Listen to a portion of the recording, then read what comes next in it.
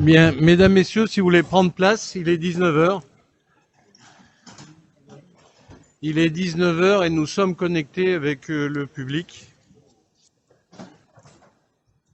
Si vous voulez prendre place, je vous rappelle que vous devez garder le masque et le masque sur le nez et sur la bouche. Obligatoire. Ça va?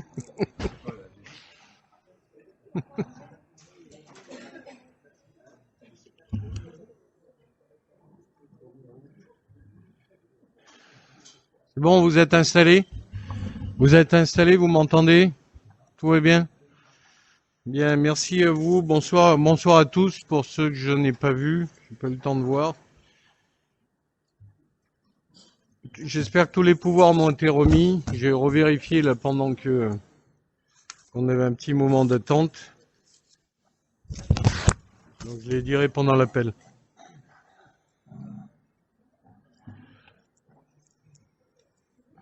Donc si vous êtes d'accord, je vais procéder à l'appel. Bien, Christine Durand. Jérôme Merle. Jérôme Boetti di Castano.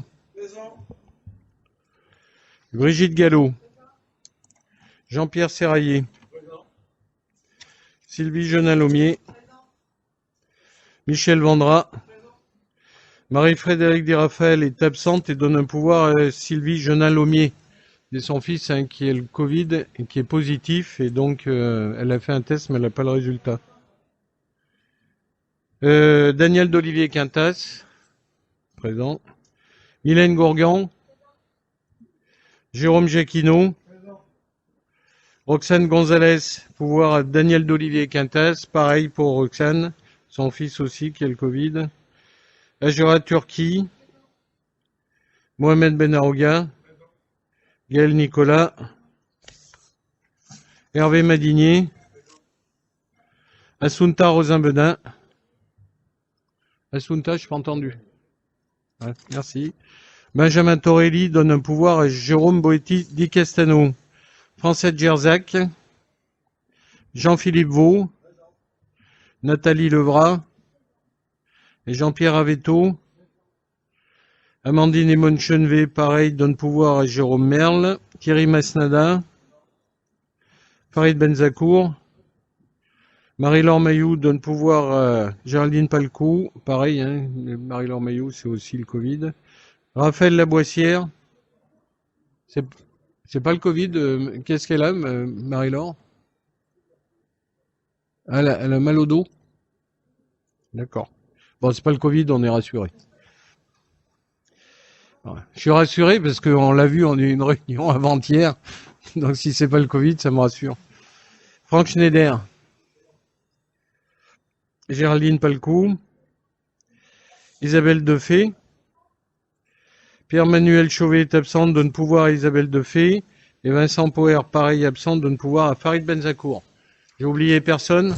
Alors on va vous faire passer le cahier des présences assignées.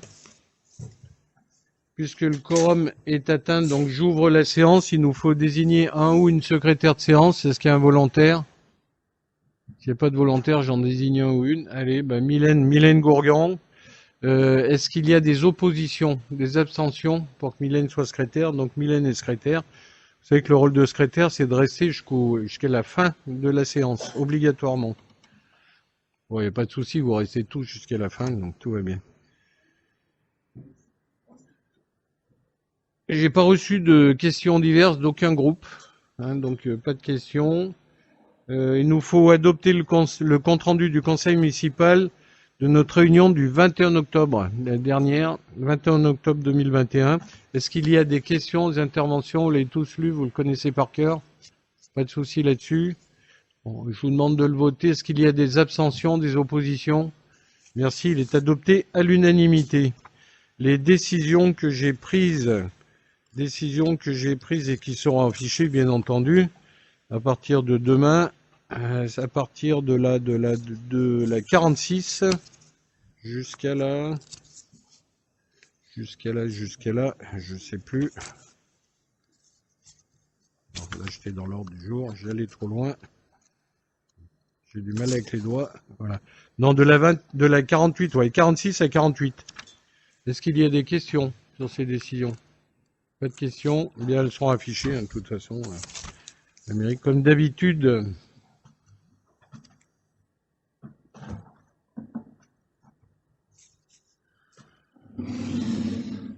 Quelques informations. Je voulais remercier, moi, Brigitte Gallo et tous ceux qui ont participé au marché de Noël, qui a été une réussite.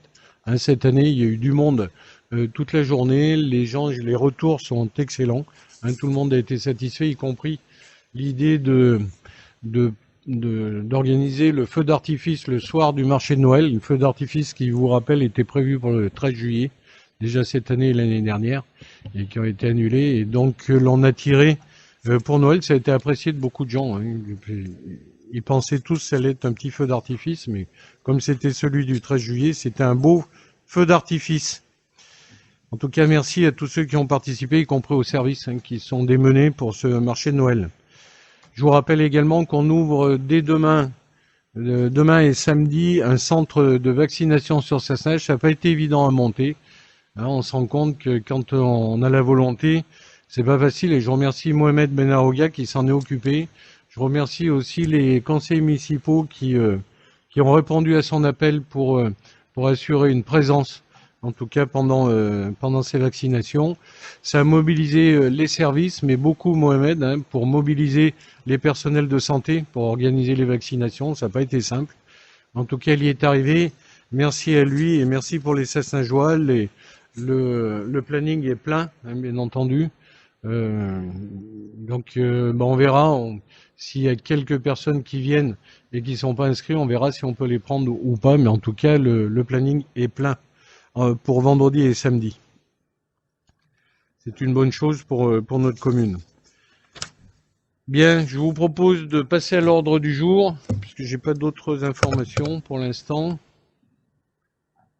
Donc la délibération numéro 1, c'est le remplacement de 2 membres du conseil municipal qui siégeront au CCAS. Donc là, il nous faut voter, on revote l'ensemble de la liste. Donc c'est Sylvie Jonal-Aumier qui remplace Assunta Rosin-Bedin au conseil d'administration et Ajra Turki qui remplacera Francette Gerzac. Donc la liste des membres élus du conseil municipal. Ah oui, je vous rappelle que moi, le maire y est de droit, hein, et préside le CCAS, mais j'ai donné les délégations à Mylène Gourgan, qui est donc vice-présidente du CCAS, avec donc Sylvie Jonin-Lemier, Ajra Turki, Marie-Frédéric Di Raphaël, Nathalie Levrat et Marie-Laure Mailloux.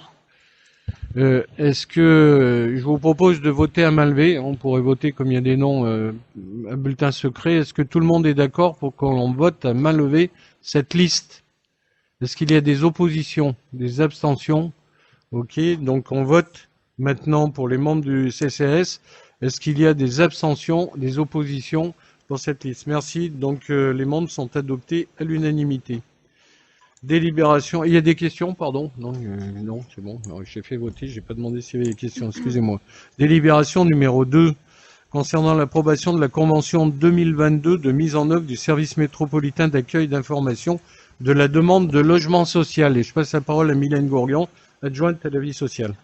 Bonsoir. Dans le cadre du partenariat avec Grenoble-Alpes Métropole pour la compétence logement social, la commune de Sassenage était signataire d'une convention de guichet de niveau 3. Le niveau 3 permet l'enregistrement, l'instruction du dossier, ainsi qu'un éventuel accompagnement social. Cette convention arrivant à échéance, il est proposé au conseil municipal d'approuver les termes de la nouvelle convention pour l'année 2022 et d'autoriser monsieur le maire à la signer.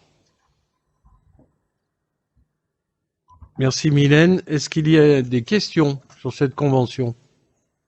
Pas de questions? Personne? Merci. Eh bien, je vous propose de passer au vote. Est-ce qu'il y a des abstentions, des oppositions? Délibération numéro 2, adoptée à l'unanimité. Délibération numéro 3, concernant les affaires juridiques avec une convention entre le préfet de l'Isère et la commune de Sassenage sur le service national d'enregistrement des logements sociaux concernant les conditions de modalité. Et je laisse la parole à Mylène. Bon. Donc effectivement, suite à la délibération précédente et afin de pouvoir remplir les missions afférentes au guichet de niveau 3, l'accès au système national d'enregistrement est nécessaire. Donc la convention entre la préfecture de l'Isère et la ville de Sassenage arrivant à échéance, il est proposé au conseil municipal de renouveler pour l'année 2022 cette convention et donc d'autoriser monsieur le maire à la signer. Merci. Est-ce qu'il Pardon. Est-ce qu'il y a des questions? Pas de questions, c'est courant, c'est connu maintenant, c'est en renouvellement en tout cas. Et ça fonctionne bien à Sassenage, puisqu'on a été à nouveau agréé par la métropole pour assurer ce niveau de service du niveau 3 sur le service d'enregistrement des logements sociaux. Je vous rappelle que le niveau 3, c'est le niveau plus haut sur l'enregistrement, c'est-à-dire qu'on accompagne vraiment les demandeurs de logements sociaux jusqu'au bout, en tout cas pour les proposer au service de la métro et de l'État. S'il n'y a pas de questions, je vous propose de passer au vote. Est-ce qu'il y a des abstentions, des oppositions? Je vous remercie. Délibération numéro 3 adoptée à l'unanimité. Délibération numéro 4 concernant l'adhésion du personnel au comité des œuvres sociales du département de l'Isère, au COS 38. Et je passe la parole à Jérôme Jacquinot, adjoint à l'administration générale. Merci Monsieur le maire. Chers collègues, bonsoir à tous. Ce soir, je vous propose donc, après une étude approfondie des différentes options qui s'offraient à nous pour améliorer les conditions de vie aux agents, d'adhérer en fait au comité des œuvres sociales 38, le COS 38, qui permet en fait aux agents de notre collectivité d'accéder en fait à un ensemble de prestations autour de la vie de famille, les carrières, les loisirs, plus importantes. Donc avec bien sûr une économie substantielle par rapport au coût de l'adhésion qu'ils ont aujourd'hui avec SAS Partage. Donc ils ont en moyenne à peu près 50%, ils ont tous une économie moyenne de 50% par rapport aux cotisations, avec des prestations bien plus élevées. Alors je vous en donne quelques-unes par rapport à SAS Partage. L'aide au BAFA, 220 € alors que sur SAS Partage il n'y avait rien. Les aides aux vacances c'est 250 € au lieu de 150. Des aides aux colonies au séjour linguistique 100 € alors qu'il n'y avait rien. Prime au mariage 290 € avec le COS 38, 150 € avec SAS Partage. Enfin il y a toute une liste très importante d'éléments on va dire additionnels qui s'offrent à eux pour finalement moins en payant moins, puisque grosso modo je vous donne un exemple pour un catégorie C, SAS Partage c'était 3,36 € et là ils vont payer 1,54 €. Donc dans cette période un petit peu difficile où on cherche à avoir plus de pouvoir d'achat, il nous semblait important de proposer cette solution qui sera, on va dire, favorable aux agents. Donc je vous demande ce soir de bien vouloir accéder à cette délibération. Merci Jérôme. Est-ce qu'il y a des questions, des interventions? Moi, je vous rappelle que cette délibération a été présentée au comité technique qui réunit les délégués du personnel et qu'elle a été adoptée à l'unanimité. S'il n'y a pas de questions, ce qui n'empêche, juste une information complémentaire, ce qui n'empêche pas à l'association SAS Partage de continuer, SAS Partage de continuer. Il continue pour les volontaires, les personnels volontaires qui souhaitent adhérer, mais d'une manière volontaire, à cette association, et on espère en tout cas qu'elle va continuer, puisque elle contribue également au lien social des personnels. Je vous propose de passer au vote. Est-ce qu'il y a des abstentions, des oppositions? Je vous remercie. Délibération numéro 4 adoptée à l'unanimité. Délibération numéro 5 concernant un mandat spécial pour la participation des élus au congrès des maires, donc d'un élu, et en l'occasion le maire, en l'occurrence le maire. Donc je passe la parole à Jérôme Jacquinot. Bon, comme il est indiqué dans cette délibération, le maire s'est rendu au congrès des maires à Paris et donc on vous demande de bien vouloir lui rembourser ses frais qu'il a eu pour pouvoir participer et représenter notre mairie à ce congrès. Donc je demande d'autoriser le maire à signer toutes les pièces utiles à ce dossier. Merci. Donc les frais, c'est uniquement les frais de TGV, frais d'hôtel et frais de parking. Et je vous rappelle, ça coûte moins cher à la commune parce que comme j'ai plus de 65 ans, j'ai des réductions sur le TGV. Est-ce qu'il y a des questions? Pas de questions, je vous propose de passer au vote. Est-ce qu'il y a des abstentions, des oppositions? Merci. Oui, j'en profite pour dire que c'est une régularisation. D'abord, en vous remerciant, mais c'est une régularisation. On peut pas, comme certaines délibérations qu'on prend, on peut pas prendre cette délibération avant tant que les frais sont pas connus. Donc on est bien obligé de la prendre après. Donc effectivement l'élu fait l'avance et on rembourse après. Il n'y a pas d'autre solution. Délibération numéro 6 concernant l'autorisation de recrutement d'un collaborateur de cabinet.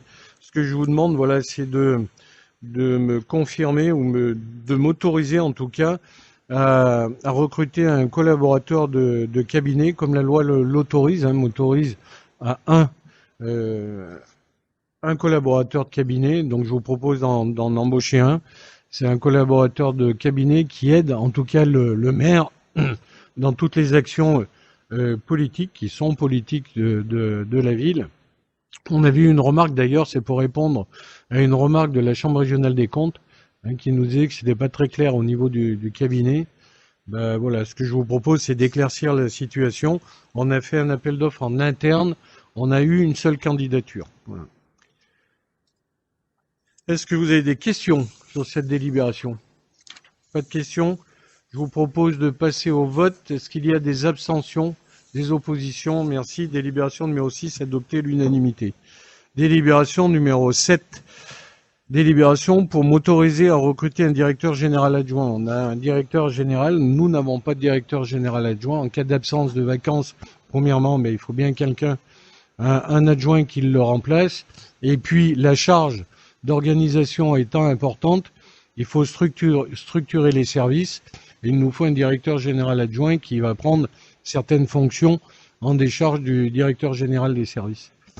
Voilà, c'est là pareil, on a fait un appel en interne. Si bien entendu on n'avait aucune candidature, on aurait poussé comme la précédente candidature pour le collaborateur de cabinet. Si on n'avait pas eu de candidature, on aurait ouvert à l'extérieur. On a eu une candidature, une seule, pour le directeur général adjoint. On pensait en avoir plus, on en a eu une, c'est déjà bien. Donc voilà, ce que je vous propose, c'est de m'autoriser à signer les documents pour cette nomination. Est-ce qu'il y a des questions? Pas de questions. Des oppositions, des abstentions? Merci. Délibération numéro 7, adoptée l'unanimité. Délibération numéro 8, avec la création et la suppression de postes. Et je passe la parole à Jérôme Jacquinou, adjoint à l'administration générale. Alors, comme on va dire très souvent, il y a des mouvements à la mairie dus à des mutations, à des retraites, à différentes choses, à des créations de postes. Donc, on doit délibérer sur les mouvements internes et externes du personnel qui nécessitent en fait de mettre à jour le tableau des effectifs de la collectivité. Donc voilà, il vous est proposé ce soir de créer un certain nombre de postes budgétaires suivant au titre des mouvements internes et externes que vous avez dans votre délibération, et également de créer les postes budgétaires au titre des avancements de l'année 2021. Vous avez le détail dans la délibération. Donc je vous demande de bien vouloir voter cette délibération. Merci Jérôme. Est-ce qu'il y a des questions? Oui, monsieur. Oui, bonsoir monsieur le maire, bonsoir chers collègues. Avant qu'on pose notre question, juste une petite annonce, c'est que ce soir-là, je remplace donc Marie-Laure Maillot qui est malade là aujourd'hui. Et je profite pour annoncer aussi qu'on changera des présidences du groupe. Elle a déjà annoncé sa réunion de président du groupe. Et on va changer ça à partir du mois de janvier. Parce que dans notre groupe, ça fait 6 ans de mandat, ça fait 72 mois, divisé par 8, ça fait 9. Donc on va faire tournant. Et donc tous les 9 mois, on aura un nouveau président de groupe. Et donc pour le prochain mandat, c'est moi qui occupe, en succédant donc à Farid Mezacour et Marie-Laure Maillot. Donc juste pour vous annoncer ça. Et donc notre question en fait... Marie-Laure l'avait déjà... oui, j'ai déjà annoncé ça, j'annonce à tous les collègues, voilà. Et donc notre question en fait, elle porte en quelque sorte sur les 3 dernières délibérations, le numéro 6, le numéro 7 et le numéro 8, qui en fait tout implique de création, suppression de postes. Donc notre question c'est de savoir combien de créations nettes il y aura et quel sera l'impact budgétaire de ces créations et suppressions de postes. Ok. Jérôme Jacquinou? Oui. Alors, pas d'autres questions? Excusez-moi, pas d'autres questions? Non. Jérôme Jacquinou. Alors, bien évidemment, on s'inscrit dans un objectif et une volonté de gérer correctement la mairie, et notamment sur ce budget-là qui représente un pourcentage important de l'ensemble du budget. Donc, l'ensemble de ces créations de postes ou ces départs, grosso modo, à aujourd'hui, si je regarde, on va dire le 0,12 et le 0,11 à la mairie, on est sur, on va dire, une stabilisation des du montant des dépenses RH. Néanmoins, quand on crée un ou deux postes, c'est vrai que sur le coup, il risque d'y avoir une augmentation sur les quelques prochains mois, mais on va avoir des départs à retraite, etc. Donc en fait, sur l'ensemble, on arrive à contenir l'ensemble du budget RH, ce qui est une volonté de notre part. Donc il y a quelques créations de postes, mais ça reste tout à fait, on va dire tout à fait faible par rapport au nombre de postes globaux, puisque ça fait à peu près 273, et on devrait avoir un ou deux postes supplémentaires, en sachant qu'on va en avoir un ou deux qui vont partir d'ici début de l'année. Donc on devrait rester à peu près à équipe constante et budget quasi constant. Voilà. Il y a clairement la création de magasiniers, hein, vous avez vu, on a besoin d'un magasinier, il n'y en a pas dans la commune, il n'y en a jamais eu. Aujourd'hui, c'est celui qui a le besoin qui achète, et on ne sait pas derrière qui le conserve. Donc le poste de magasinier est impératif. Donc on crée ce poste de manière à finaliser l'organisation des services et avoir une meilleure clarté sur les stocks sur les stocks de la mairie. Et puis on a un coordinateur de la petite enfance, hein, c'est un vrai besoin, c'est ce qui ressort en tout cas des entretiens qu'a eu le DGS avec les services de la petite enfance, où il nous faut un coordinateur pour pouvoir gérer toutes les structures de la petite enfance de manière à avoir un interlocuteur vis-à-vis de la CAF et vis-à-vis des structures extérieures, de la PMI, du département, etc. Donc le poste de magasinier, c'est 33 800 €, et le poste le coordinateur, lui, c'est 52 000 €. Voilà. C'est deux postes qui ont été créés, deux postes nouveaux. Jérôme Jacquineau va intervenir. Oui, je voulais juste rajouter également que on a aussi une volonté d'essayer de pérenniser un maximum les gens qui sont là depuis un certain temps. Vous savez que dans certains cas, dû à la vie d'une commune, il peut y avoir des gens qui sont malades, etc. Donc on fait appel à ce qu'on appelle des contrats précaires AGI, et que en fait on a regardé ça de très près avec le DGS, et en fait l'idée c'est quand même à partir d'un certain moment de essayer de pérenniser ces gens-là, puisqu'on est content d'eux. Donc en fait c'est pour ça qu'il y a un certain nombre de créations de postes qui finalement étaient des contrats, on va dire, temporaires, et qu'on rend en fait en contrat mairie, voilà, pour leur donner de la stabilité, puisqu'on est content et qu'on veut les intégrer dans l'effectif. Voilà. Stabilité et sécurisation du personnel qui était temporaire. Voilà, en fait, tout le reste, c'est tous des postes en remplacement, et il n'y a que les postes de coordinateur de petite enfance et de magasinier qui sont nouveaux. Est-ce qu'il y a d'autres, il n'y avait pas d'autres questions, hein? Je vous propose de passer au vote. Est-ce qu'il y a des abstentions, des oppositions? Je vous remercie. Délibération numéro 8 adoptée à l'unanimité. Délibération numéro 9 concernant l'adhésion au contrat de cadre de prestations sociales du centre de gestion de l'Isère pour les titres restaurants. Et je passe la parole à Jérôme Jacquineau. Je lui laisse la parole. Alors, toujours dans la volonté d'action sociale de la mairie, on a également regardé ce qui se faisait sur les tickets restaurants. Donc aujourd'hui, c'est un élément de notre politique d'action sociale. Donc il y a des tickets restaurants de 6 et 9 € et qui sont en fait abondés à hauteur de 50% par la mairie. Néanmoins, il y avait une distribution de 15 tickets. Bien sûr, à partir du moment où vous travaillez à temps plein tous les jours, 15 tickets restaurants, et donc 15 tickets restaurants, ça ne faisait pas tout le mois. Donc en fait, suite à une discussion avec les représentants du personnel, on a accédé effectivement à cette demande et on a initié aussi cette demande de on va dire porter en fait augmenter le nombre de tickets restaurants de 15 à 20 pour qu'en fait l'ensemble des tickets restaurants représentent un mois de travail, et voilà, ce qui est un budget de un peu plus de 20 000 €. Merci. Des questions sur cette délibération? Pas de questions. C'est une reconnaissance également des services des personnels de la ville. Je vous propose de passer au vote. Est-ce qu'il y a des abstentions, des oppositions? Délibération numéro 9 adoptée à l'unanimité. Délibération numéro 10 concernant les indemnités des élus. Je vous propose d'abroger la délibération que l'on avait prise le 10 juillet 2020 pour la modifier comme suit.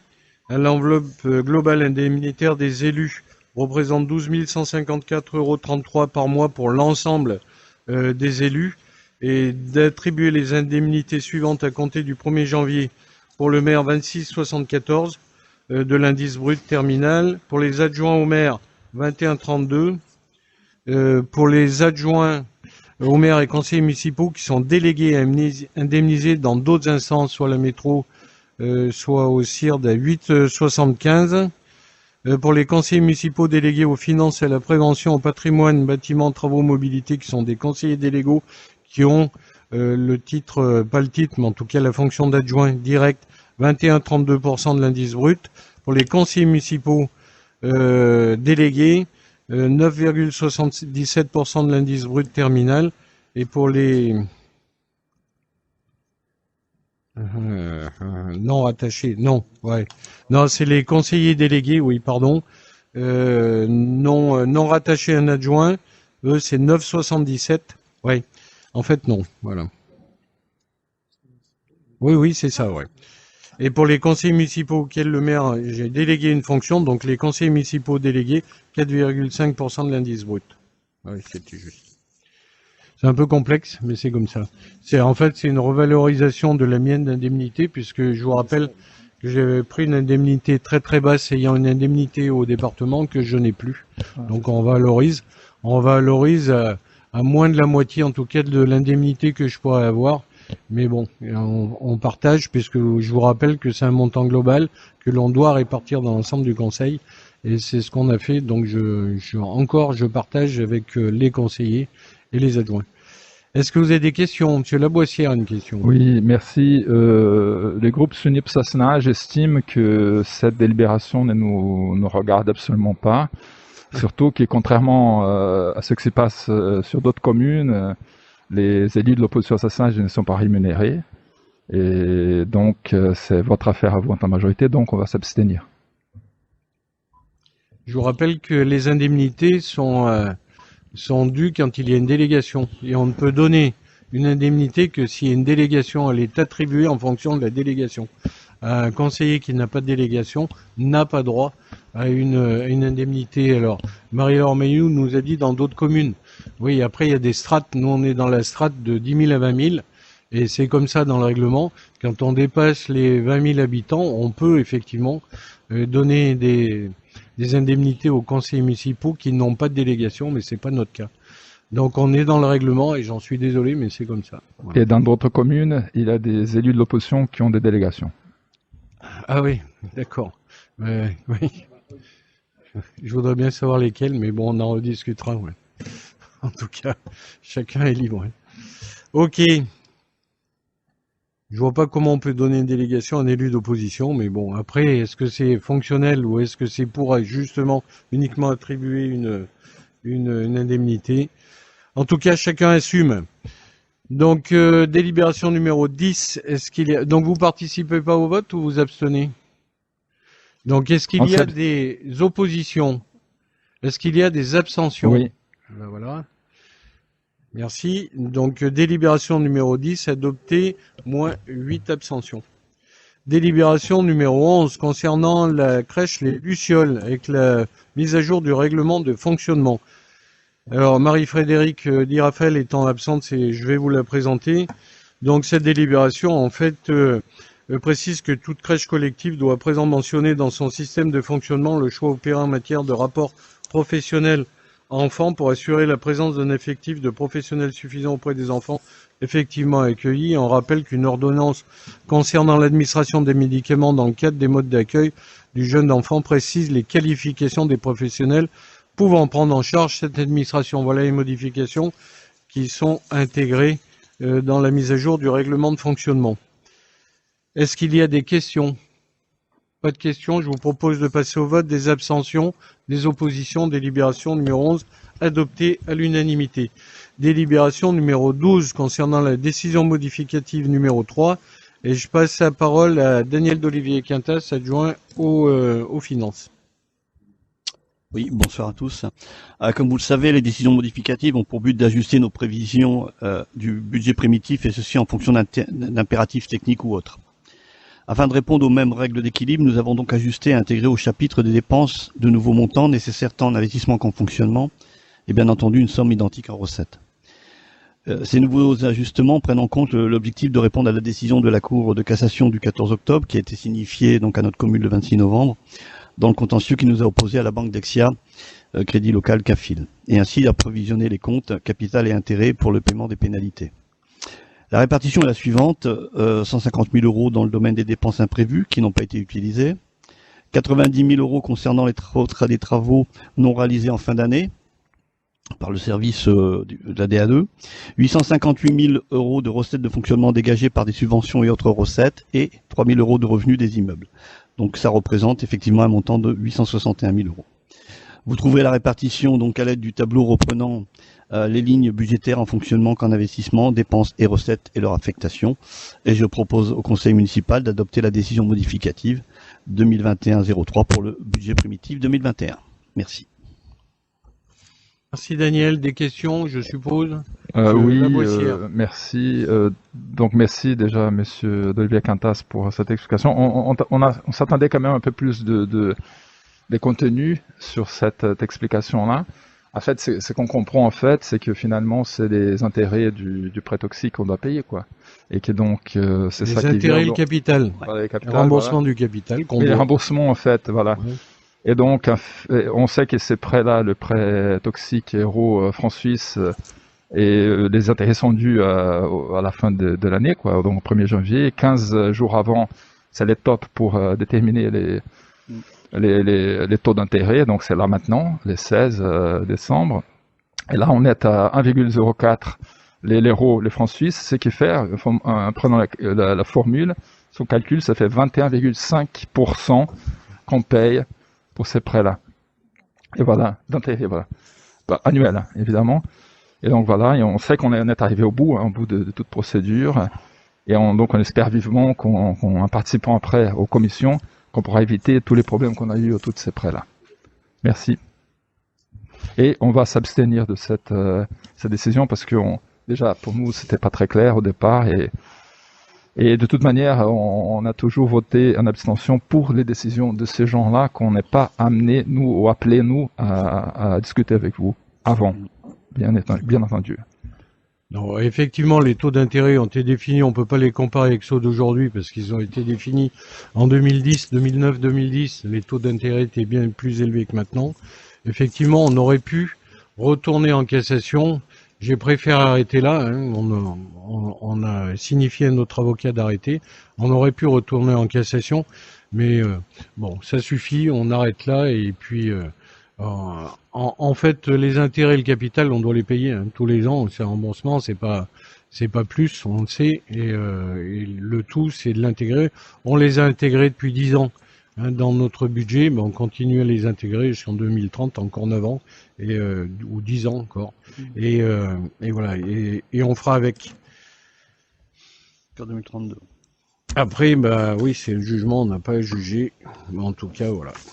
Bon, merci en tout cas de votre intervention. S'il n'y a pas d'autres interventions, je vous propose de passer au vote. Est-ce qu'il y a des abstentions, des oppositions, des abstentions, pardon, 8. Des oppositions, merci. Donc, délibération numéro 12 adoptée, moins 8 abstentions.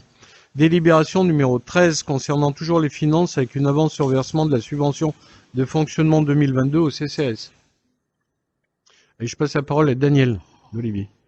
Oui, là c'est donc la réglementation comptable oblige à verser des subventions après des décisions individuelles d'attribution et ou le vote du budget. Cependant, le conseil municipal peut y déroger en accordant par délibération une avance sur les subventions. Cette décision doit être motivée par un besoin de l'organisme demandeur afin d'honorer ses obligations financières. Le CCAS, le Centre communal d'action sociale de Sassenage, a formulé une demande de versement d'avance par la subvention annuelle de 2022 afin de couvrir ses charges sur le premier trimestre de l'année 2022 et plus particulièrement le traitement des agents, bien sûr, et le début d'action vis-à-vis de la population en 2022. En fonction des premières prévisions établies, il souhaite obtenir une avance de 100 000 € Cette avance sera régularisée dans le cadre du budget primitif 2022. L'avance accordée au CCAS de Sassenage sera automatiquement intégrée au budget primitif, comme je vous l'ai évoqué, et ce montant constitue un plafond de versement jusqu'à l'adoption du BP 2022. En conséquence, je vous propose d'autoriser le versement de l'avance sur la subvention de fonctionnement pour 2022 dans la limite de 100 000, précisée dans le corps de la délibération. Merci Daniel. Est-ce qu'il y a des questions? C'est une délibération qu'on prend annuellement. C'est une délibération habituelle. Pas de questions, je vous propose de passer au vote. Des abstentions, des oppositions, délibération numéro 13, adoptée à l'unanimité. Délibération numéro 14, toujours les finances avec des travaux d'investissement en régie. Je vous propose de modifier le terme rémunération par valorisation des agents municipaux. Vous le trouvez dans le titre. Et puis, qu'on propose au Conseil de définir le taux horaire de valorisation. C'est bien entendu pas la rémunération des agents telle quelle. Il faut qu'on la valorise. Et je passe la parole à Daniel d'Olivier Quintas. Après avoir modifié ces termes rémunération, remplacés par valorisation. Oui, merci. Donc, effectivement, les travaux en régie correspondent à des immobilisations que la collectivité crée pour elle-même. Ces travaux sont réalisés par notre personnel avec des matériaux que nous achetons. Ces immobilisations sont comptabilisés pour leur coût de production qui correspond au coût des matières premières augmentées des charges indirectes de production. Afin d'être en mesure d'évaluer et de revaloriser les travaux de façon sincère, les différentes charges que nous tenons une comptabilité précise, notamment au niveau des frais de personnel, des comptes du nombre d'heures, tarifs horaires des différents agents. Et comme chaque année, il est nécessaire de définir le taux de rémunération des personnels affectés aux travaux en régie. C'est pas tout à fait la rémunération, on va dire, concrète, hein, c'est ces valeurs qu'on a. Taux de valorisation. Voilà, valorisation des personnels. Vous trouverez la répartition dans le tableau joint à la présente délibération, et ça là concerne 21 personnes, 13 à la régie technique et 8 aux espaces verts. Le coût horaire est calculé sous la forme d'une moyenne mensuelle par catégorie, les écritures comptables réalisées pour cette année. Il est donc proposé au conseil municipal d'approuver les taux ainsi définis. En conséquence, je vous propose d'incorporer des travaux d'investissement réalisés en régie à la faveur de la main-d'œuvre, de porter par opération d'ordre budgétaire les frais afférents aux fins d'exercice 2021, de prendre acte du transfert de montant des charges, d'approuver les montants du taux horaire, ce qui nous importe, dans le calcul précis dans le cours de la délibération. Et pour information, j'ai fait une recherche l'année dernière, quand on parle de revalorisation de la régie, c'était aux alentours de 300 000 € en 2020. Très bien, merci de cette précision. Est-ce qu'il y a des questions? Pas de questions, je vous propose de passer au vote. Des abstentions, des oppositions, délibération numéro 14 adoptée à l'unanimité. Délibération numéro 15 concernant toujours les finances avec l'adoption du règlement budgétaire et financier M57. Daniel d'Olivier Quintas. Oui. Donc là, je vous soumets à votre agrément le projet de règlement budgétaire et financier annexé à la présente délibération. Un règlement budgétaire et financier a pour vocation de rappeler les normes tant légales que réglementaires ainsi que les processus de gestion propres à la collectivité qui se dote d'un tel document. Il pose les règles et principes de gouvernance qui animent la collectivité sur le plan budgétaire, comptable et financier. Grâce à une description précise des processus qui l'animent, il crée un référentiel commun et une culture de gestion partagée.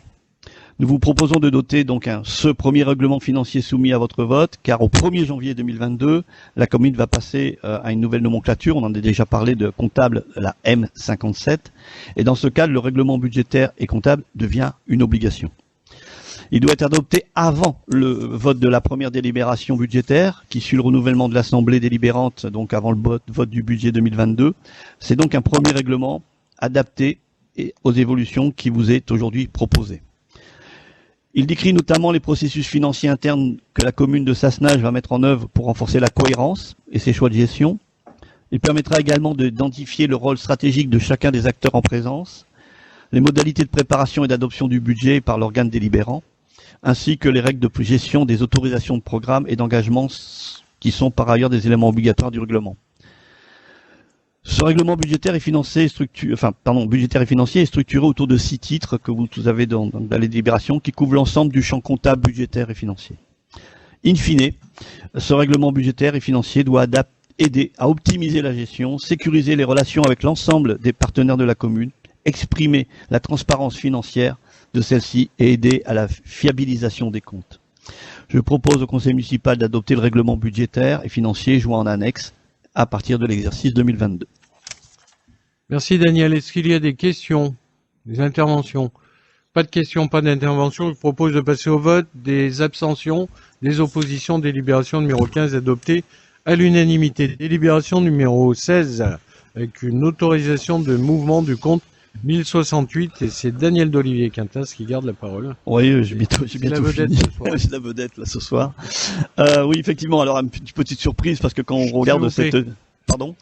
Non, c'est les collègues que je leur demandais d'avoir une attention à ton écoute. D'accord. Oui, effectivement, c'est une délibération de régulation d'autorisation de mouvement de compte. Effectivement, avec le travail de partenariat avec la trésorerie, il y a quelquefois des choses qui vont, il y en aura d'autres, ça je vous rassure. Notre comptable public donc nous a indiqué qu'il y a des corrections comptables qui étaient nécessaires pour régulariser la situation de certains comptes de la comptabilité de la commune. Il s'agit de comptes, effectivement, qui ont enregistré des opérations de vente aux enchères de 2 biens, en l'occurrence 2 débroussailleuses pour un montant de 175 et 213 euros, et ceci en 2003 et 2005. Alors je vous rassure, on en aura sûrement d'autres, grâce à la M57 du reste que j'ai précisé juste avant. Ainsi, un rattrapage des amortissements des 2 biens pour un montant de 388 euros doit modifier l'imputation et transférer, donc procédure de transfert et d'opérer un rattrapage des amortissements. Le montant des recettes doit être égal au montant des dépenses qui doivent être soldées. Donc il s'agit d'un jeu d'écriture d'ordre non budgétaire sans incidence sur le résultat donc, de l'exercice 2021. Et en conséquence, je vous propose d'autoriser la correction, le mouvement du compte et d'approuver ces corrections précisées dans le corps de la délibération. Merci Daniel. Des questions? Oui, monsieur Laboissière. Donc oui, on est ravis de voir une délibération avec tellement de détails, on est vraiment content pour quelque chose qui implique 400 euros et on aimerait bien avoir beaucoup de détails aussi pour d'autres délibérations qui impliquent 1 million d'euros. Voilà, merci. Voilà. Mais monsieur Laboissière, quand on a les détails, on vous les donne. Tous les détails, on vous les donne, il n'y a pas de souci. Il y a des délibérations où il est plus simple de donner des détails parce que ça remonte plutôt que d'autres. Mais croyez bien qu'on ne cache rien, que tous les détails sont donnés. Il suffit de les demander quand vous les avez pas et quand vous souhaitez avoir des détails. D'ailleurs, vous pouvez poser des questions, je vous le rappelle, en conseil municipal, mais aussi en dehors du conseil. Vous pouvez toujours venir me voir, me téléphoner, m'envoyer un mail et je réponds à toutes les sollicitations, en tout cas après renseignement. Donc nous attendons avec impatience la constitution des commissions, donc merci. Je n'ai pas compris, monsieur Laboissière. J'ai dit que nous attendons avec impatience la constitution des commissions. Comme ça, on pourra discuter ça en avance. Pas de souci. Vous savez bien que chose promise, chose due. Délibération donc numéro 16. On en revient à la délibération numéro 16. Est-ce qu'il y a des abstentions, des oppositions? Délibération numéro 16 adoptée l'unanimité. Délibération numéro 17 avec l'ouverture du quart des crédits en investissement. Et Daniel d'Olivier encore. Oui, avant-dernière intervention, effectivement. Donc, ouverture du quart des crédits en investissement. Donc ça, c'est aussi une délibération qu'on prend souvent en fin d'année. C'est donc, bien entendu, l'exercice budgétaire 2022 se prépare. Il va impulser la stratégie donc de la collectivité qui sera détaillée dans le rapport d'orientation budgétaire qu'on verra l'année prochaine. Ce budget se construit dans une situation incertaine face à la crise sanitaire, ça vous pouvez vous en douter. De plus, de nouvelles dispositions vont être annoncées aux collectivités par le gouvernement via la loi de finances. Le vote du budget primitif se fera donc au premier trimestre de l'année 2022. Pour ne pas pénaliser les investissements de la collectivité en début d'année, il vous est proposé une ouverture des crédits en section investissement. La collectivité, jusqu'à l'adoption du budget 2022, doit permettre le recouvrement des recettes et d'engager, de liquider et de mandater les dépenses de la section de fonctionnement dans la limite de celle-ci inscrite au budget l'année précédente. Pour la section investissement, en dehors des dépenses afférentes au remboursement en capital des annuités de la dette venant à échéance avant le vote du budget et des dépenses à caractère pluriannuel incluses dans une autorisation de programme, une autorisation du conseil municipal est obligatoire pour procéder à des engagements de dépenses avant le vote du budget primitif. Ainsi, afin de gérer au mieux les affaires courantes et de réaliser les investissements indispensables au bon fonctionnement des services, dont le besoin peut intervenir avant le vote du budget primitif, il convient donc d'ouvrir des crédits d'investissement nécessaires. Il est proposé donc une ouverture anticipée des crédits d'investissement pour le début de l'exercice 2022, à hauteur de 25% environ, des crédits d'investissement votés au titre de l'exercice 2021, donc toujours une référence. Ces ouvertures de crédits constituent un plafond d'engagement de la collectivité dans l'attente du vote et précisent les montants d'exercice. Donc, je vous propose d'autoriser les dépenses d'investissement de la commune dans la limite des chapitres budgétaires qui sont précisés dans le code de la délibération. Merci Daniel. Est-ce qu'il y a des questions? Oui, monsieur Laboissière. Oui, merci. Donc, les groupes Sunip-Sassenage va rester cohérent avec lui-même parce que ces genres de décisions, en fait, on n'est jamais appelé à discuter avant, donc qui impliquent en fait des décisions, des arbitrages au niveau du budget. Donc, on va s'abstenir de cette délibération. Je vois pas où est le problème. Hein. C'est une délibération qu'on prend annuellement, où il faut continuer dès le 1er janvier à ce que les services de la mairie fonctionnent en fonctionnement et en investissement. Donc pour lancer les investissements, eh bien ce qu'on fait, c'est qu'on ouvre le quart des crédits, c'est tout simple, et il n'y a rien là-dedans, il n'y a pas de discussion à avoir. Quoi. Voilà. En plus c'est réglementaire, donc c'est qu'une délibération qu'on prend. Il n'y a pas de discussion à avoir avant ça, on ouvre le quart des crédits et c'est tout. Très bien, mais c'est votre choix et on l'accepte. Est-ce qu'il y a des abstentions? 8 abstentions, des oppositions. Merci. Délibération numéro 17 adoptée, moins 8 abstentions. Délibération numéro 18, convention relative à l'expérimentation du compte financier unique. Et Daniel Dolivier qui intéresse encore la parole. Oui. C'est ma dernière délibération, effectivement. Donc c'est un peu la continuité de ce que j'ai présenté tout à l'heure dans la délibération par rapport au règlement budgétaire et financier. On aurait pu très bien la mettre tout de suite derrière, mais c'est pas gênant.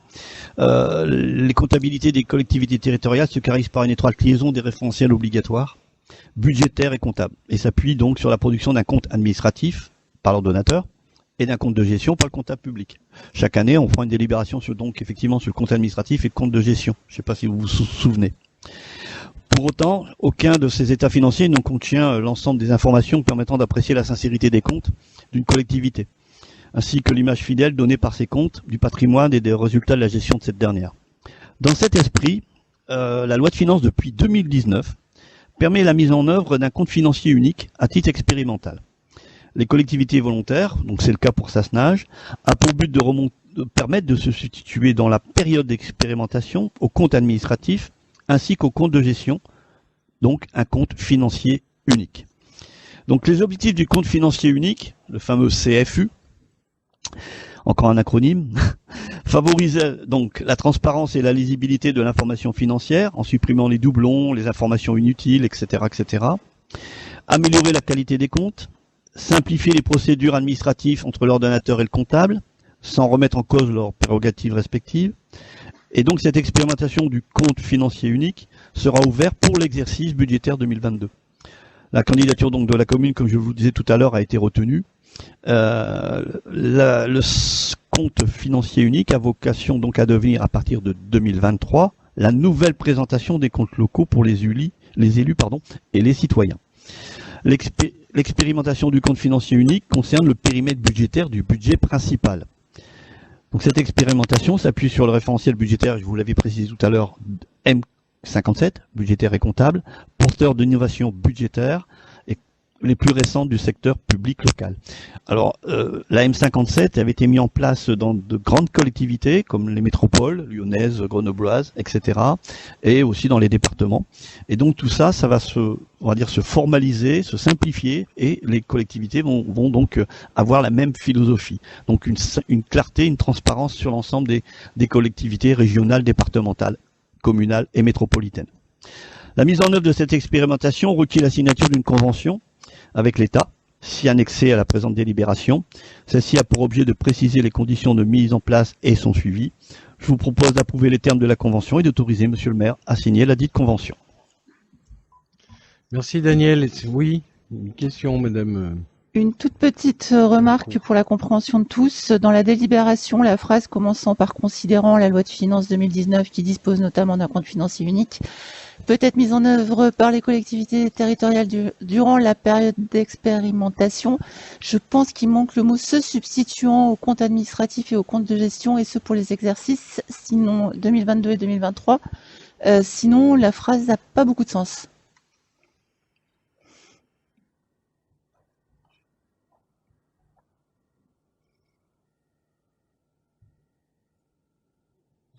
C'est vrai.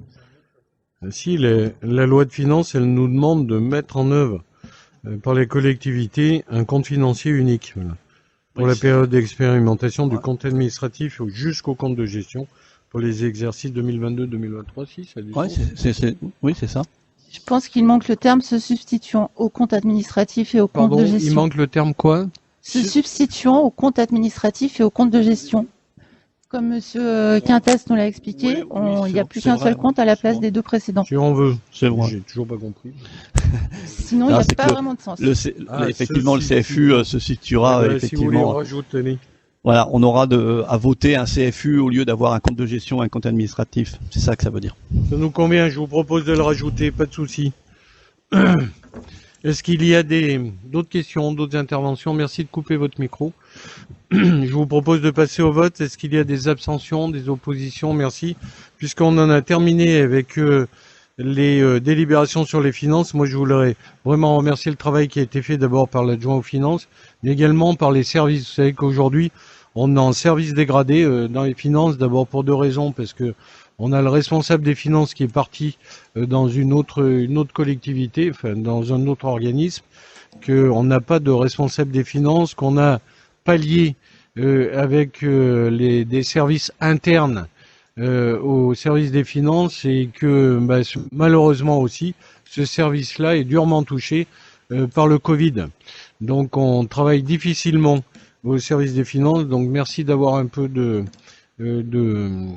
d'abord de compréhension sur les finances en ce moment, puisque c'est le DGS qui pallie avec les personnels et avec l'adjoint.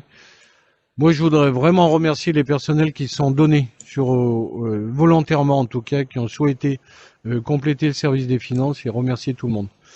Voilà, merci. On a voté cette délibération, la 18. Délibération numéro 19 concernant la signature d'une convention territoriale globale entre la ville de Sassenage et la CAF.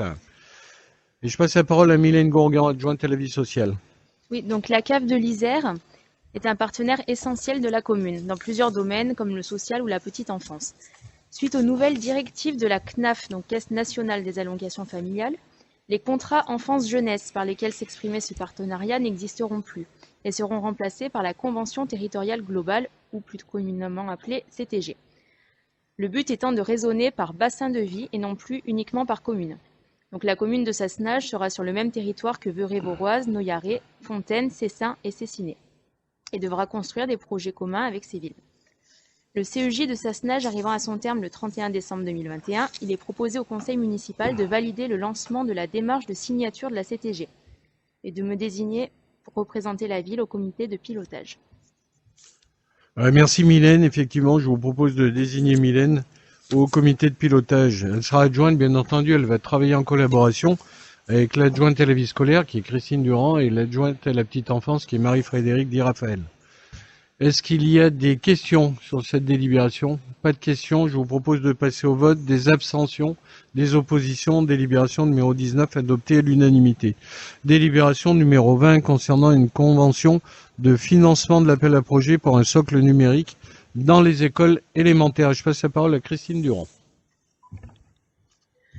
L'Éducation nationale a lancé un grand plan de relance informatique pour l'ensemble des écoles élémentaires, pour permettre aux élèves d'avoir accès à des outils performants. Le service scolaire a déposé un dossier pour chaque école. Nous avons été retenus sur la deuxième vague. Le budget global s'élève à 62 611,20 €. La subvention de l'éducation nationale s'élève à 43 132 €. Reste à charge de la commune 19 479 €. Il convient d'autoriser Monsieur le maire à signer cette convention et à inscrire les crédits nécessaires. Merci Christine. On espère comme tous que, comme pour le Covid, qu'il y aura une troisième vague dans les temps à venir, une quatrième vague pour cet appel à projet pour un socle numérique pour nos écoles. Est-ce qu'il y a des questions? Pas de questions, c'est une avancée importante dans les écoles pour les enseignants d'abord, mais également pour le système éducatif des enfants de Sassenage. Je vous propose de passer au vote. Des abstentions, des oppositions. Merci. Délibération numéro 20 adoptée à l'unanimité. Délibération numéro 21 concernant la participation de la commune aux charges de fonctionnement d'une classe Ulysse. Et je passe la parole à Christine Durand. C'est une délibération courante, habituelle. La ville de Cessin accueille un élève sasnageois dans le cadre des classes d'intégration spécialisées Ulysse. Aussi, il convient d'autoriser Monsieur le maire à signer la convention correspondant aux charges de fonctionnement pour un élève sur l'année scolaire 2020-2021 pour un montant de 1 313,40 €. Merci Christine, j'en profite pour faire un appel à tous. Vous savez que les parents ont le choix de choisir la classe Ulysse dans l'école de leur choix. Je vous rappelle qu'à Sassenage, on a une classe Ulysse. Et je vous propose et je vous invite à en faire la publicité, en tout cas en informer toutes les familles que vous connaissez, en tout cas celles qui ont besoin d'utiliser pour leur enfant une classe Ulysse, de bien dire qu'à Sassenage, nous avons une classe Ulysse qui est très performante et qui fonctionne, et que ça coûterait moins cher si on est dans la commune, et en plus ça permet d'être sur place, ça coûte moins cher aux familles, parce qu'il n'y a pas le déplacement, et ça coûte moins cher également à la collectivité. Oui, Christine Durand va intervenir et compléter. Voilà, c'est peut-être un complément d'information. À ce jour, nous avons 6 élèves sasnageois et 6 élèves extérieurs. Bravo. Donc 12 élèves dans notre classe Ulysse. Donc pareil, on va facturer aux 6 élèves extérieurs, on va facturer aux communes. Très bien. Est-ce qu'il y a des questions sur cette délib? Non, c'est une délibération habituelle. On voit qu'il y a une différence de coût suivant les communes. Mais ça, c'est toujours entre 900 et 1000 et quelques, 1500 pour les plus chers. Je vous propose de passer au vote. Est-ce qu'il y a des abstentions, des oppositions? Merci. Délibération numéro 21 adoptée à l'unanimité.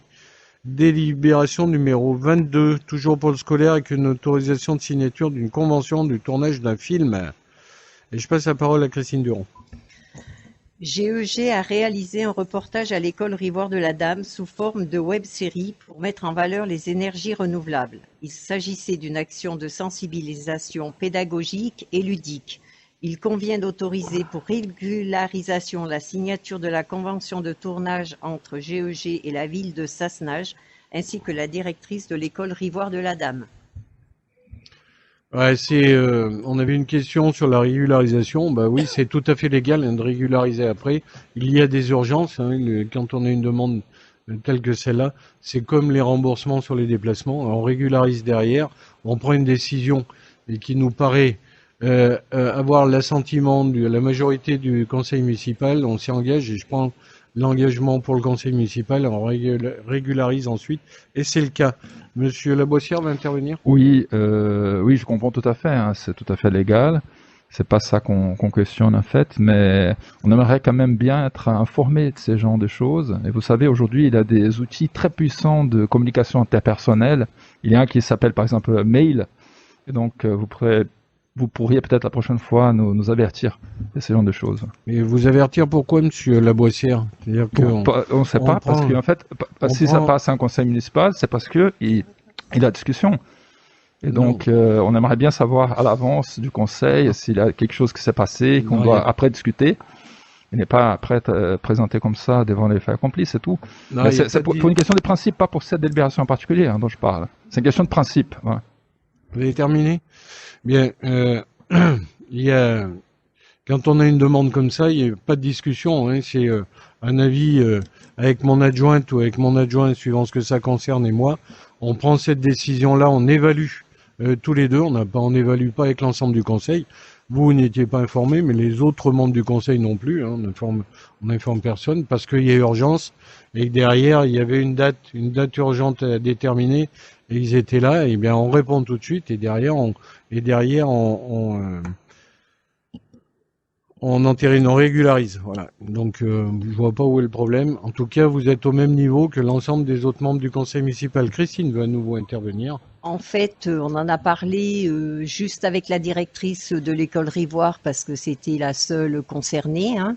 Et puis on en a parlé aussi lors du conseil d'école de Rivoire de la Dame. Ce qu'il faut savoir, c'est que c'est pas des élèves de la commune de Sassenage, hein, c'est bien des enfants dont les parents travaillent à GEG. Ouais, ils ont utilisé uniquement notre local. Là. Donc on a effectivement informé ceux qui étaient concernés, c'est-à-dire l'enseignant et les parents d'élèves de l'école. Ce qui nous paraît normal. Voilà. Vous savez, dans l'urgence, quand on gère de toute façon le quotidien, on est bien obligé d'intervenir et on n'a pas toujours le temps d'appeler tout le monde et de voir tout le monde et de discuter longuement. Il faut réagir. Et la marque de Sassenage, c'est effectivement d'être dans la réaction. Je vous propose de passer au vote. Est-ce qu'il y a des abstentions, des oppositions? Délibération numéro 22 adoptée à l'unanimité.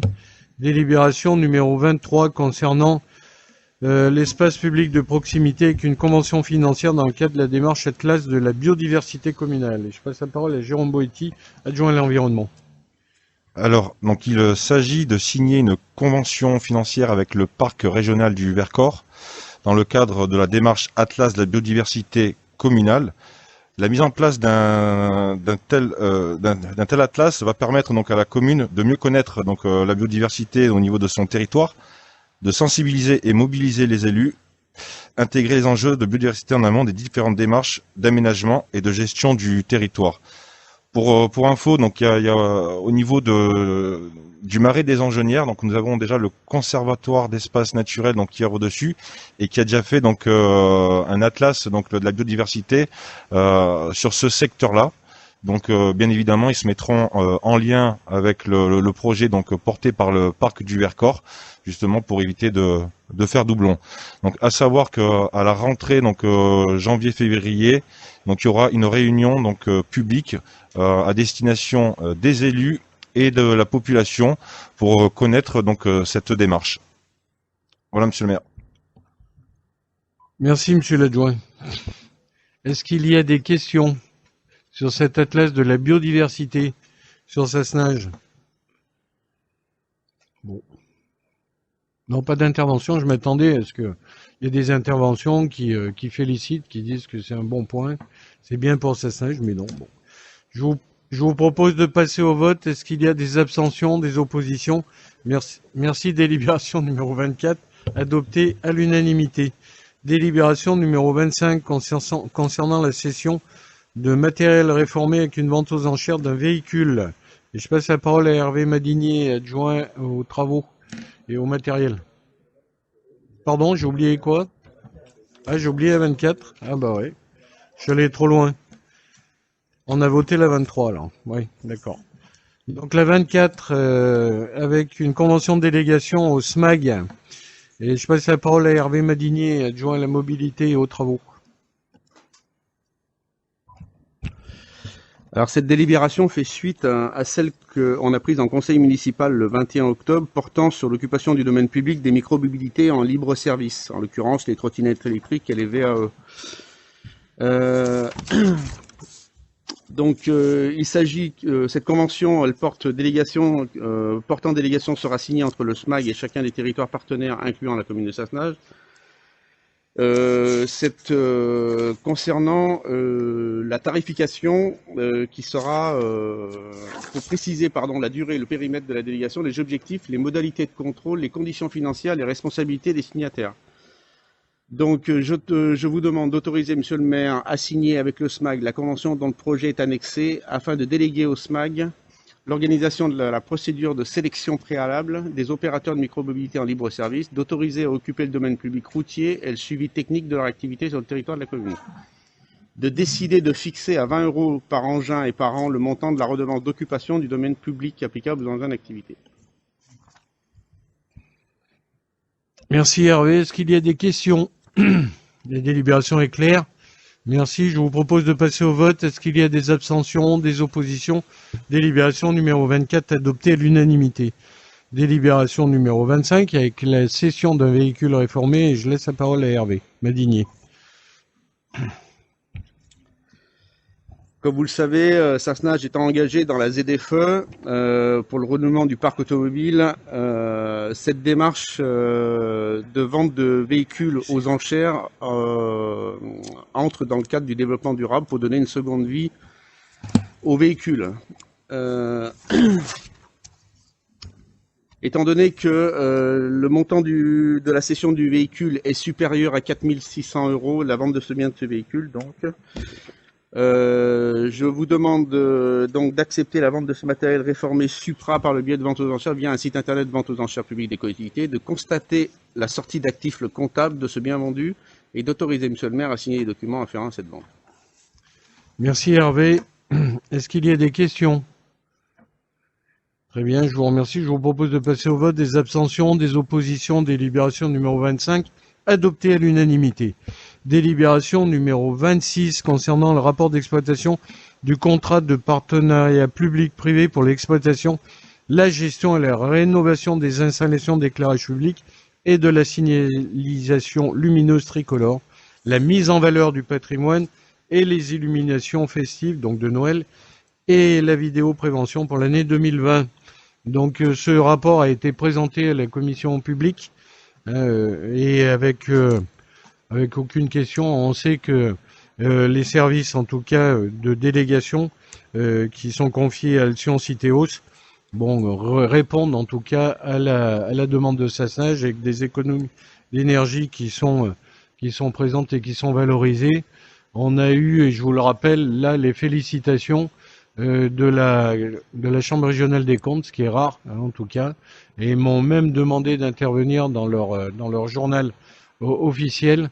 La Chambre régionale, enfin la Cour des comptes, pas la Chambre régionale des comptes, la Cour des comptes, pour rappeler un peu comment on avait passé cette délégation, ce marché de délégation de services publics, et qui répond aux attentes gagnant-gagnant, et pour la collectivité et pour l'entreprise.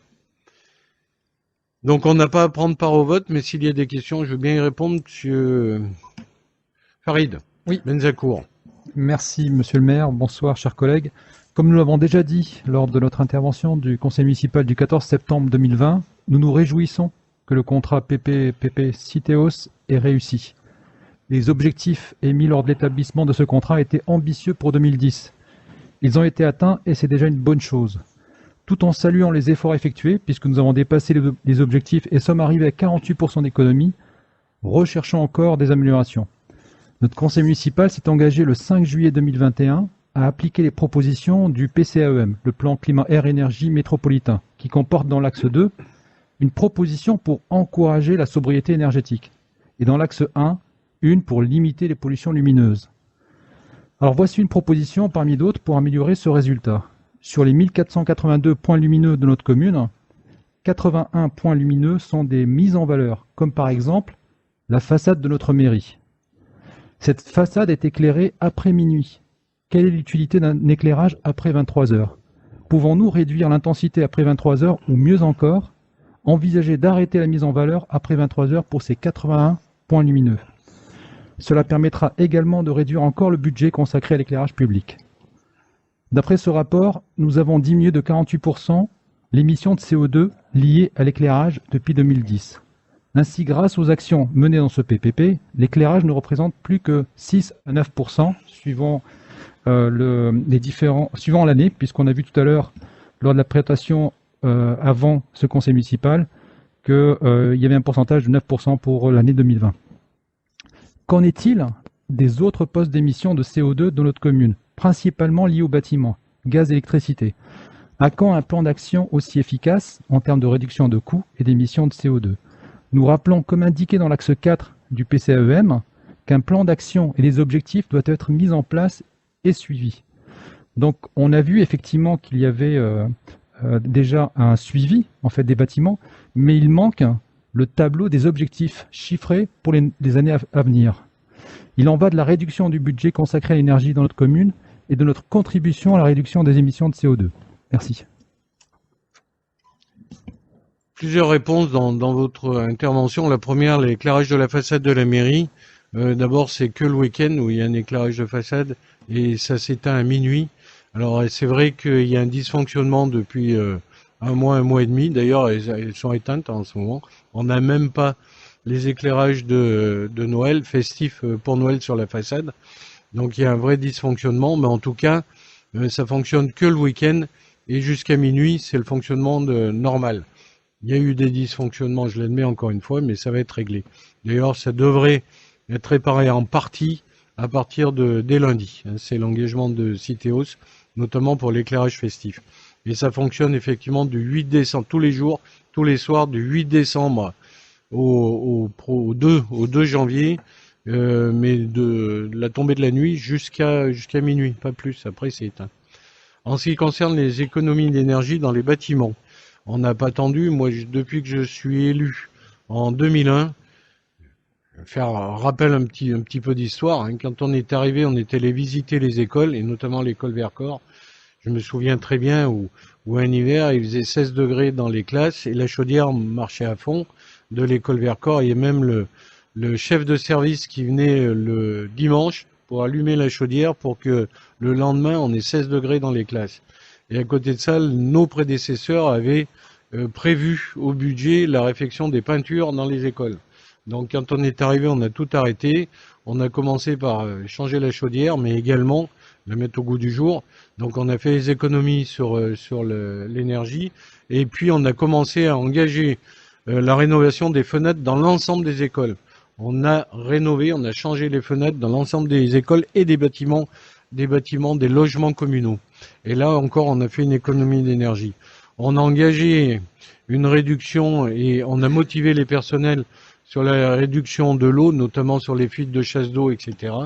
On a engagé également, et tout en mobilisant les personnels à éteindre quand ils sortent du bureau, parce que les petites économies, d'ailleurs, à l'époque, alors c'était pas vous, mais les opposants de l'époque nous disaient oui, mais tout ça c'est de la gnognotte, sauf que vous savez bien que les petites rivières font les océans, et que c'est en additionnant toutes ces économies qu'on arrive à gérer et à diminuer nos coûts d'énergie. Aujourd'hui, en tout cas, on peut se targuer, malgré les augmentations de coûts d'énergie, d'arriver à une stabilisation de nos coûts d'énergie. On n'a pas fini, on continue, parce que c'est constamment remettre le pain sur la planche, ou la planche sur le pain, non, c'est le pain sur la planche, oui. Et on continue tous les jours. Sachez que c'est un travail quotidien, une motivation de l'ensemble des services, que c'est pas simple, parce qu'il n'y a pas que ça à gérer dans une commune. Il n'y a pas que cette réduction d'énergie. On travaille bien en collaboration avec l'ALEC, l'association locale d'énergie, et qui nous conseille. On travaille bien avec eux. On a d'autres bureaux d'études. On vient d'engager un appel d'offres pour remplacer les chaudières de l'école Vercors par des chaudières bois, un réseau de chaleur bois, comme on l'a fait déjà sur la halle Jeannie Longo et la piscine, et comme on l'a fait également sur l'école des Pies, et bien on va le faire sur l'école Vercors. Voilà, on continue en tout cas à travailler sur l'économie d'énergie et réduire nos émissions de CO2. Alors, bien entendu, on pourrait faire des tableaux et avec des engagements. En tout cas, c'est des engagements quotidiens immédiats que l'on fait en fonction, bien entendu, des actions que l'on peut mener et suivant nos possibilités. Mais vous avez raison, à un moment, il faudra bien qu'on le chiffre, mais on l'a chiffré, notamment avec la présentation qui a été faite par l'adjoint avant l'ouverture de ce conseil municipal, et on voit bien qu'on arrive aux économies d'énergie importantes pour la commune de Sassenage. Et il y a beaucoup d'actions qui sont engagées, que l'on continue à engager. On a engagé aussi le remplacement de notre parc automobile, par tous les anciens véhicules, on les remplace par des véhicules soit électriques, soit non, uniquement électriques. Donc, pardon, et GNV. Ouais, pour les gros au gaz. Voilà, donc vous voyez que toutes les actions sont menées en parallèle, et chaque adjoint, tous les adjoints, parce que encore une fois l'environnement, mais s'il y a un adjoint à l'environnement, l'affaire des économies d'énergie, mais du développement durable, et toutes ces économies, c'est l'affaire de l'ensemble des élus, y compris à commencer par les adjoints qui mènent ces délégations-là, et tout le monde est sensibilisé, et souvent on en parle d'ailleurs en exécutif. Chaque action qui est lancée, on doit amener une économie d'énergie, une réduction du CO2 telle l'action qu'on a engagée, une action importante d'ailleurs sur l'école des Pies, avec la désimperméabilisation de la cour, qui est un élément important en tout cas, et puis on a engagé également une étude sur le bâtiment, l'économie, l'isolement, l'isolation du bâtiment de l'école des Pies, et tout ça, ça va continuer, sauf qu'on n'a pas les budgets pour faire tout ça d'un coup, mais on le fait quotidiennement, tous les ans, on avance, et on réduit nos coûts d'énergie et nos dispersions de CO2. Voilà. Donc encore une fois, les actions sont engagées, soyez rassurés, mais on entend j'ai entendu votre demande et on va l'étudier. Je vous propose de passer au vote. Est-ce qu'il y a... Non, on prend pas part au vote puisqu'on prend acte. On prend acte. Délibération numéro 27 concernant la cession au profit de Grenoble-Alpes Métropole d'une bande de terrain rue de la République. Et je passe la parole à Jean-Pierre Serraillier, adjoint à l'urbanisme. Oui, bonsoir à tous. Voilà, donc il s'agit d'une délibération concernant la cession d'une bande de terrain de 237 m² à la métropole qui viendra ainsi régulariser l'opération foncière donc de cette opération Bouygues rue de la République. Pour rappel, nous avons déjà entériné une délibération le 21 octobre 2021, l'acquisition à l'EPFL des parcelles pour 3514 m² et nous vendons à la société Bouygues 3270 m². La superficie restante, soit 237 m², sera vendue à Grenoble-Alpes Métropole pour 1 € symbolique. Cette parcelle sera aménagée par la métropole en trottoir et avec un aménagement paysager. Je demande au conseil municipal d'approuver cette cession de 237 m² à l'euro symbolique au profit de Grenoble-Alpes Métropole et d'autoriser monsieur le maire à signer tous les actes afférents à cette cession ainsi que les documents nécessaires à cet effet. Les frais de notaire seront à la charge de l'acquéreur. Merci Jean-Pierre. Je vous rappelle que cette bande de terrain, c'est pour créer un trottoir. Et c'est une obligation, on l'a imposé en tout cas aux promoteurs. Je vous rappelle que ce projet immobilier, c'est une résidence autonomie, une résidence senior privée. Je vous rappelle qu'on a un projet de résidence sociale avec 70 logements sur la place de l'Europe et que là, c'est une résidence autonomie privée. Comme ça, on aura le choix, on offre le choix aux Sasnageois sur le privé ou sur le social. Et là, c'est seulement 30 logements en privé. Voilà. Donc voilà, est-ce qu'il y a des questions sur cette délib? Pas de questions. Je vous propose de passer au vote. Des abstentions, des oppositions, délibération numéro 27 adoptée à l'unanimité.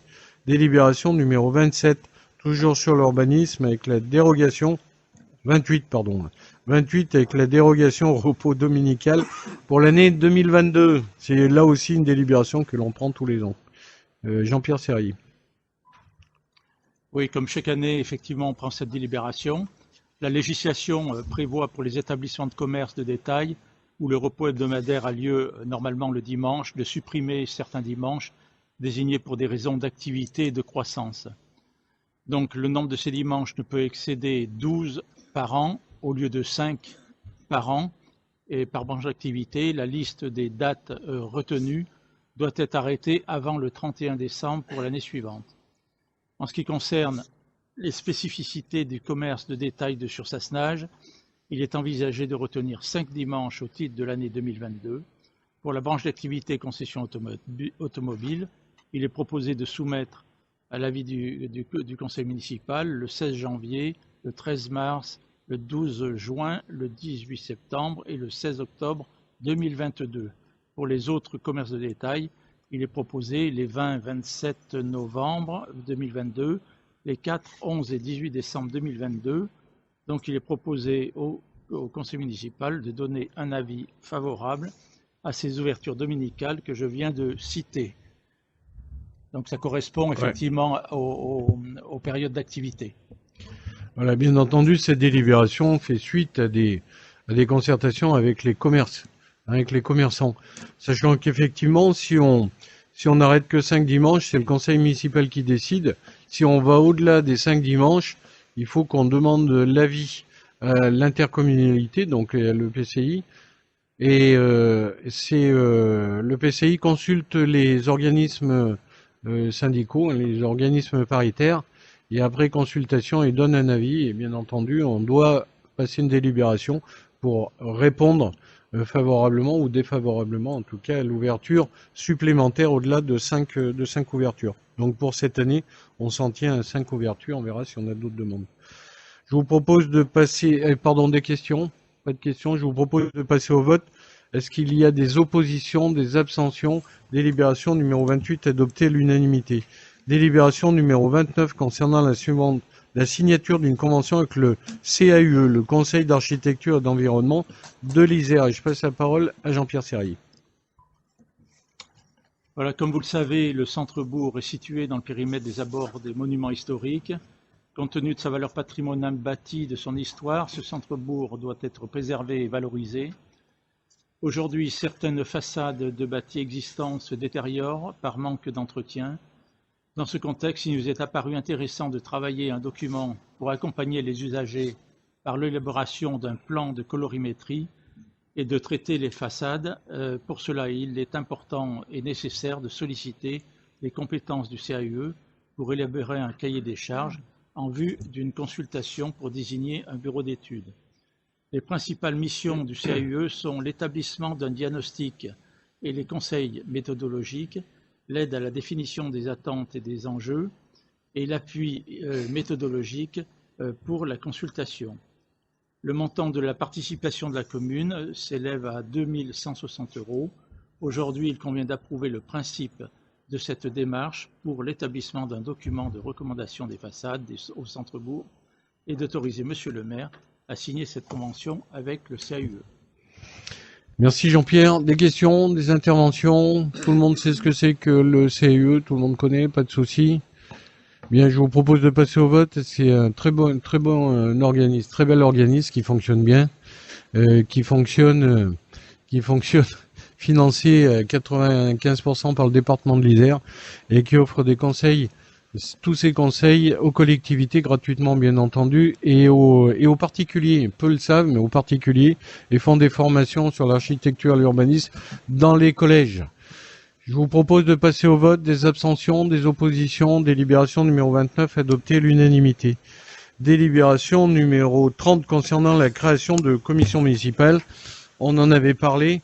Créer ces commissions. Je vous propose de créer des commissions, 3 commissions, qui auront lieu avant les conseils municipaux, de manière à discuter et à échanger sur les délibérations qui seront proposées au conseil municipal. Ces commissions auront lieu 10 jours avant la réunion du conseil municipal. 3 commissions, dont une sur l'administration générale qui traitera des finances, des affaires juridiques, des ressources humaines, de l'état civil, des cimetières, l'informatique et du CIRD, dont le président de la commission, je vous propose, soit Daniel d'Olivier Quintas, avec un président suppléant, c'est Jérôme Jacquinot, et les membres Assunta Rosin-Bedin, Mohamed Benarroga, Gaël Nicolas, Francette Gerzac, Roxane Gonzalez, Amandine Emon-Chenevet, Raphaël Laboissière, Pierre-Emmanuel Chauvet et Vincent Poher.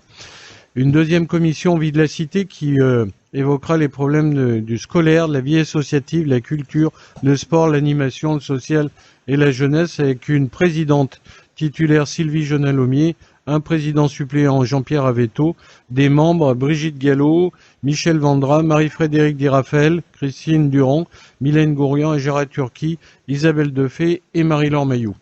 Et une troisième commission sur l'aménagement urbain qui traitera les problèmes d'urbanisme, des mobilités, des bâtiments publics, des travaux, de l'environnement, du cadre de vie, du commerce et de l'activité économique et de la métropole. Le président tutélaire que je vous propose, c'est Jean-Pierre Serraillet, les présidents suppléants Hervé Madinier, les membres Jérôme Boetti Di Castano, Jérôme Merle, Thierry Masnada, Nathalie Lebras, Jean-Philippe Vaux, Benjamin Torelli, Farid Benzakour, Géraldine Palcou et Franck Schneider. Voilà, ainsi tous les membres du conseil municipal, y compris de l'opposition, bien entendu, tous les membres, je dis bien, du conseil municipal participent à une commission et à une seule commission. Ainsi, tous les membres du conseil municipal seront informés, en tout cas, de toutes les délibérations qui arriveront au conseil municipal et pourront en discuter en préalable. Donc voilà, c'est une avancée dans le fonctionnement du conseil municipal, outre que la deuxième avancée, c'est déterminer sur l'année, de déterminer à l'avance les dates des commissions et bien entendu des conseils municipaux qui s'y réfèrent. Donc voilà, est-ce que je vous propose quand même, parce qu'il faudrait qu'on vote, ce sont des commissions officielles, il faudrait qu'on vote normalement un bulletin secret. Je vous propose, puisque tout le monde est représenté, que ce sont des listes dans les commissions, je vous propose de voter un bulletin à main levée. Ouais, je vous donnerai la parole après. Je fais juste. Est-ce que tout le monde est qu'il y a des oppositions, des abstentions pour le vote à main levée? Tout le monde est d'accord. Ok, Monsieur Raphaël Laboissière, vous voulez la parole? Donc, merci. Nous tenons à vous dire à tous qu'on apprécie beaucoup la mise en place de ces commissions municipales, ce qui était une demande récurrente de notre part depuis le début du mandat. Et donc, on est très content. Voilà. Et on réjouit de participer à ces commissions. Merci. Oui, à un moment, on arrive toujours à se rejoindre. Oui. Et c'est le cas. Mohamed Benarroga va intervenir. Merci, Monsieur le maire. Il faut juste signaler, et je l'espère vraiment, que ça ne soit pas un tremplin pour le groupe minoritaire qui pourra effectivement utiliser ces commissions pour par la suite nous bombarder avec des articles comme ce qu'on a vécu évidemment avec l'ancienne opposition, et c'est pour cette raison effectivement que ces commissions ont été annulées, parce que c'était plus un lieu de débat, mais c'était plutôt un lieu où on récupère des données pour par la suite en fait les présenter aux Sasnageois sous forme d'articles et en plus manipuler. Merci, Monsieur le maire. Oui. Ouais, et je rappelle, alors il faudra peut-être qu'on fasse un règlement d'ailleurs, de ces commissions de fonctionnement Il est dedans, d'accord. Alors, je vous rappelle que tous les dossiers qui sont traités en commission sont confidentiels tant qu'ils n'ont pas été divulgués en conseil municipal. Seul le conseil municipal autorise les divulgations, puisque je vous rappelle que les commissions sont des éléments de travail, des discussions, donc ils ne sont pas entérinés et pas validés, et donc ils peuvent être modifiés, amendés, proposés, améliorés, en tout cas en conseil municipal. Donc bien entendu, toutes les discussions qui ont lieu en commission doivent rester pas secrètes, on va pas dire secrètes, mais en tout cas ouais. Donc je vous rappelle que les commissions, c'est dans le règlement, émettent des avis simples et peuvent formuler des propositions, mais ne disposent d'aucun pouvoir propre. Le conseil municipal étant le seul compétent pour régler par sa délibération. Ouais, mais ça dit pas que. Et donc il faut effectivement que ça reste pas strictement confidentiel, parce que vous pouvez bien en parler, mais en tout cas, sachez qu'il n'y a aucune décision tant que le conseil municipal n'a pas voté. Voilà, donc je vous propose de passer au vote. Est-ce qu'il y a des abstentions, des oppositions? Je vous remercie. Donc délibération adoptée à l'unanimité, j'en suis très très content, et sachez que l'ensemble des membres du conseil ont approuvé sans discuter cette proposition. Je vous rappelle, nous en avons terminé avec l'ordre du jour. Je vous rappelle les vœux à la population, si on peut les maintenir, parce qu'il y a déjà beaucoup de communes qui ont annulé les vœux à la population. Ce serait dommage si on peut les maintenir. C'est prévu le 14 janvier, donc le vendredi 14 janvier à 19h, que le prochain conseil est le 27 janvier. Dans l'attente, je vous souhaite de joyeuses fêtes de Noël, en famille en tout cas, en prenant bien soin de respecter les gestes barrières, de manière à vous retrouver en bonne santé, en très bonne santé pour cette nouvelle année, et bien entendu, on vous souhaitera une bonne année 2022. Merci en tout cas de votre présence et de votre assiduité. Bonne soirée.